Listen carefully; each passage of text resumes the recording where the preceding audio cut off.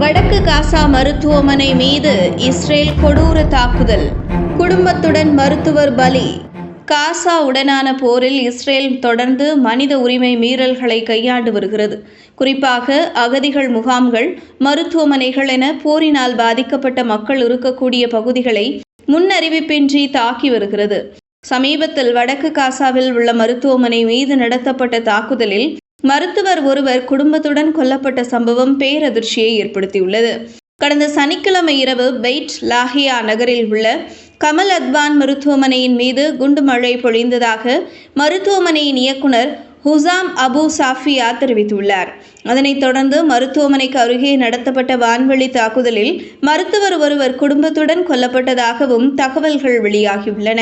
ஆனால் மருத்துவமனை மீதான தாக்குதலை இஸ்ரேல் ஆக்கிரமிப்பு படை முற்றிலும் மறுத்துள்ளது.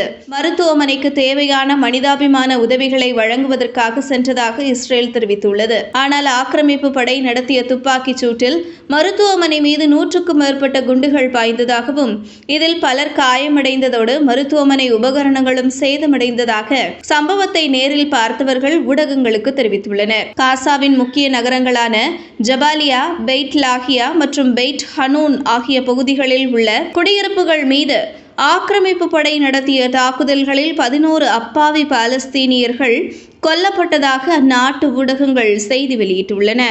இந்த வீடியோவை உங்களுக்கு வழங்கியது www.aliaonlinestore.com. இந்த இணையதளத்தில் நீங்கள் ட்ரை ஃப்ரூட்ஸ், நட்ஸ், அதே மாதிரி குழந்தைகளுக்கு தேவையான டாய்ஸ் உள்ளிட்ட பல பொருட்களை நீங்கள் வாங்கிக்கலாம். ஒரு தடவை இந்த இணையதளத்தை விசிட் பண்ணி பாருங்கள்.